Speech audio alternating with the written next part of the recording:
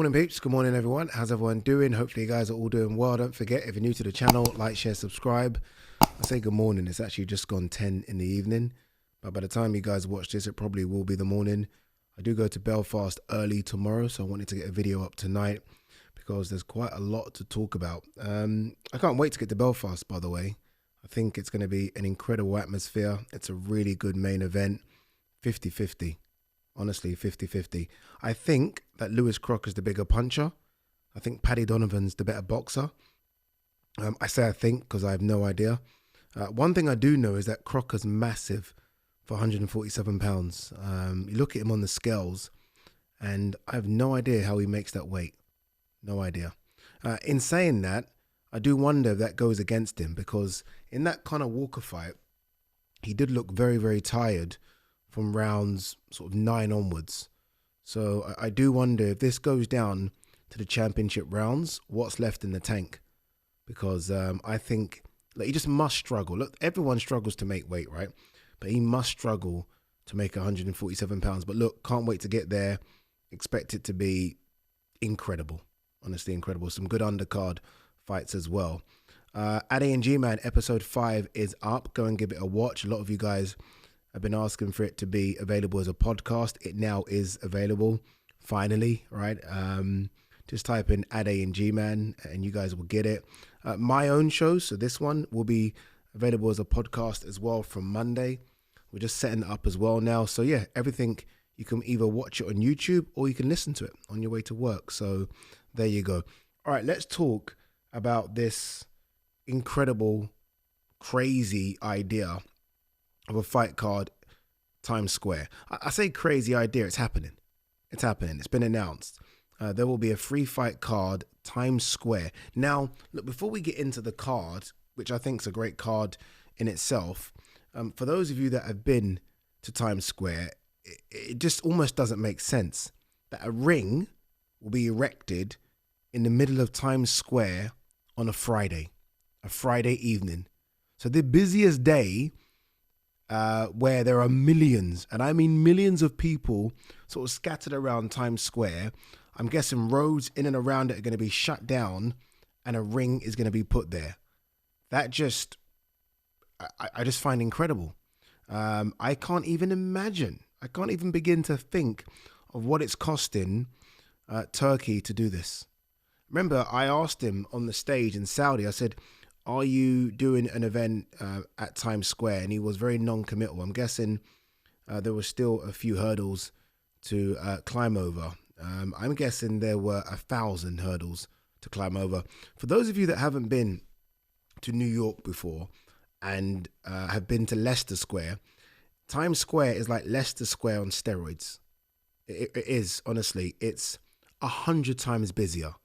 So the idea of shutting that down on a Friday, to me, is mind-boggling. But look, I'm all for it. I'm all for doing things outside the box. A lot of people have said, why not just do it at the Barclays or Madison Square Garden? Let's try something different.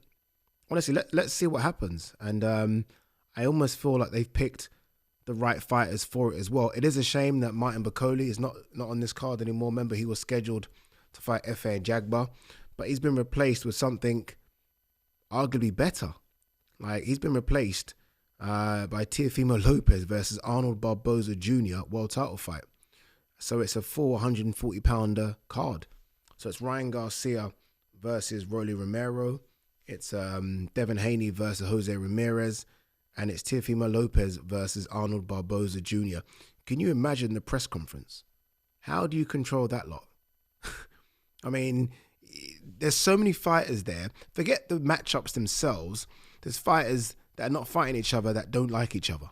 Like, you know already that Ryan's going to go at Devin. Devin's going to go at Teofimo.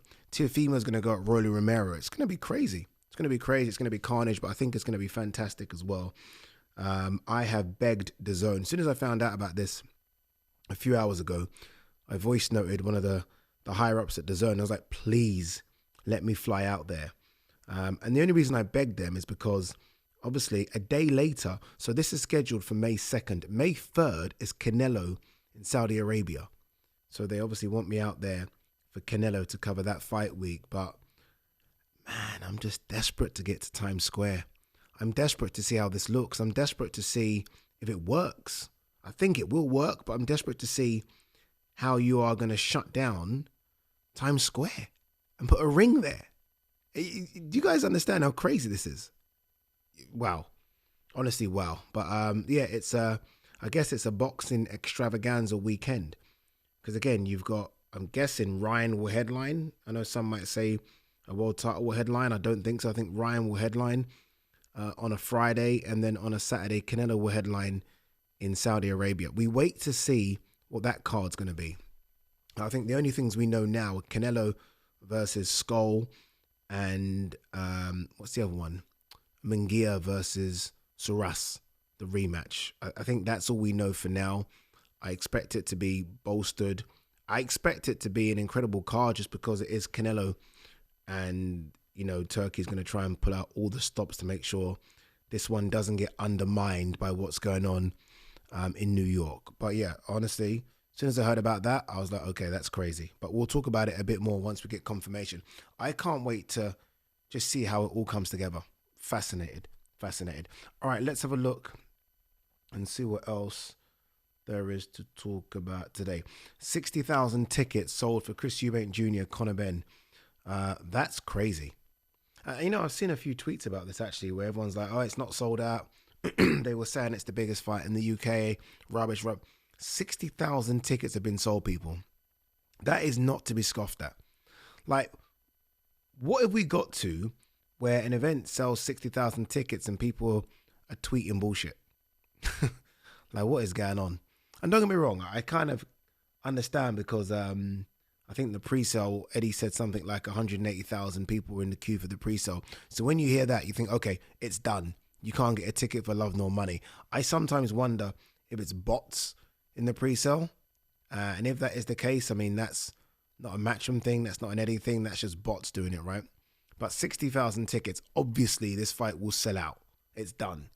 I think the capacity is 70,000 because of floor seats. But yeah, it's done. And I think it's a really good undercard as well. I love the Vidal Riley fight against Chev Clark. I think that's a great fight. Liam Smith, Aaron McKenna, Lyndon Arthur versus Anthony Yard, Chris Billams Smith on the card as well. So it's a good card. But obviously, you guys would have seen the final press conference. Not as heated as the first, but there were still some points that I thought touched the nerve. Honestly, touched the nerve. Like when Chris said to Nigel, if you put your hands on me again, you will not see that hand, or something like that. I was like, oh, this could go.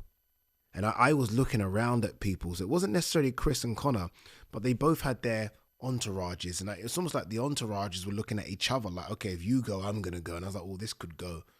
But ultimately it didn't. The fight's been sold. Both of those guys now go to camp. Fingers crossed, no injuries, no bullshit. Let's just get this on, because it's not that we're tired of it, but we've been doing this now for 2.5 years, right? Let's just see them fight and let's see who wins. Lamont Roach Jr. advisor. Gervonta Davis is the toughest fight you can pick. Yeah, because he's a puncher. You know, it's the toughest fight because a bit like Deontay Wilder, you could be winning with 20 seconds to go and get knocked out. It's true. Whereas the other guys in the division, Keyshawn Davis, he can punch, but not like Gervonta. Vasily Lomachenko, again, can punch, but not like Gervonta. Even Shakur can punch. But these guys are going to outbox you. Where Gervonta Davis, again, you could be outboxing him, as a lot of fighters have done in recent years, and then you're just asleep and you don't know what happened. So it is a tough fight. I look forward to it. I think it's a really good fight as well.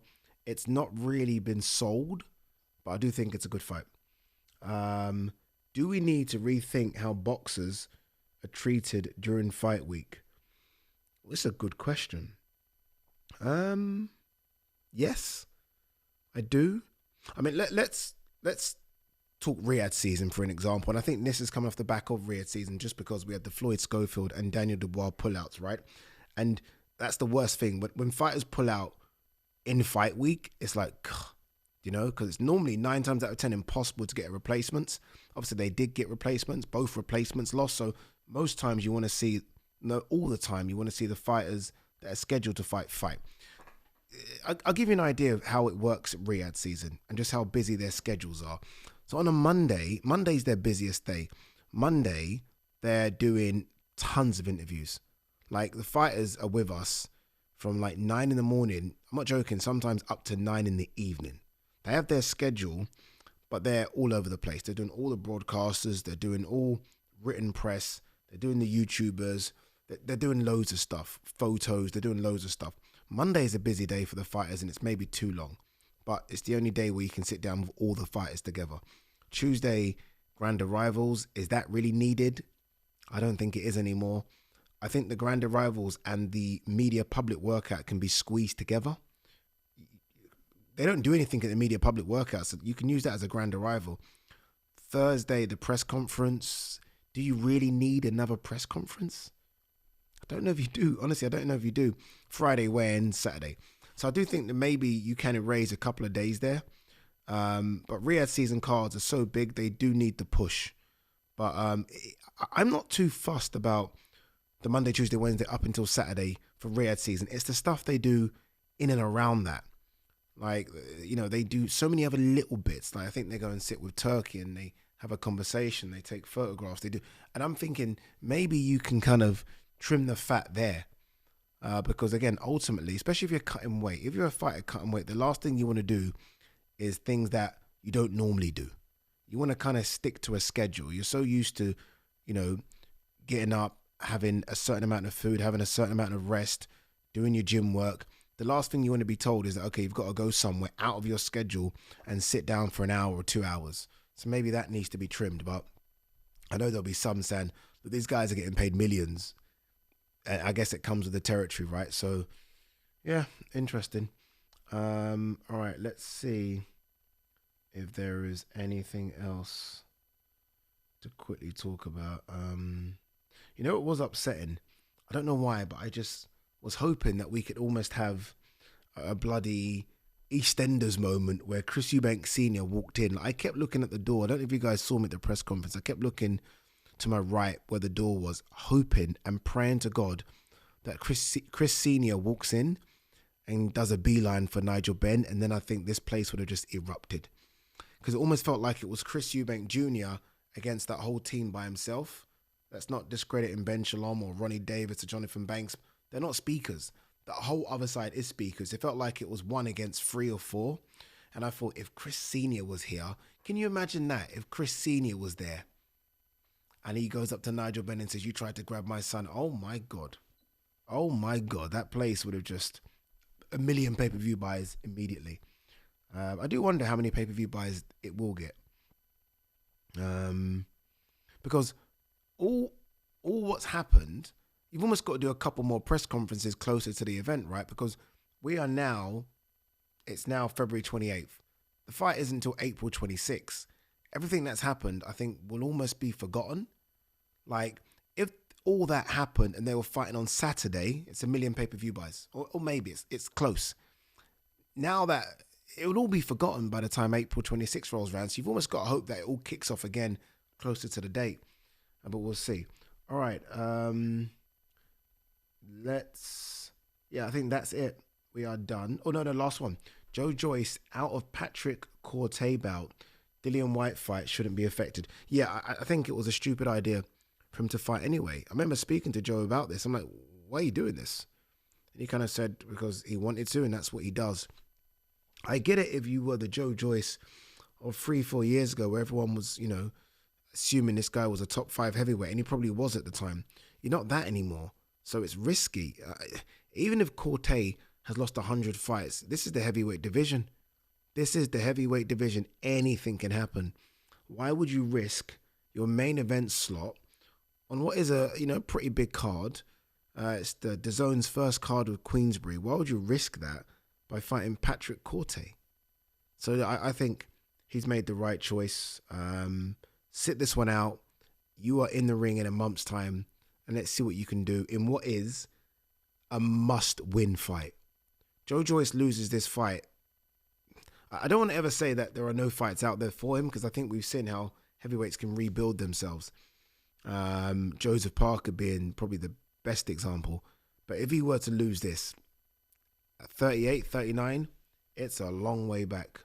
Long way back. We'll end on this one. I just saw this now. Josh Padley signs with Matchroom and Eddie Hearn. I love stories like this. I mean, Josh Padley, 2 years ago, was having to sell tickets to fight. You heard me right. Was having to sell tickets to get on fight cards. That, by the way, is a story not told enough. Like, I think a lot of people need to understand that on these small hall shows, if these fighters don't sell tickets, they don't normally get on the shows. That was Josh Padley a couple of years ago. And then he gets a random call to fight Mark Chamberlain, beats him, still not signed by anyone, and obviously steps in at short notice and does himself proud against Shakur Stevenson. Made over £500,000, we're led to believe.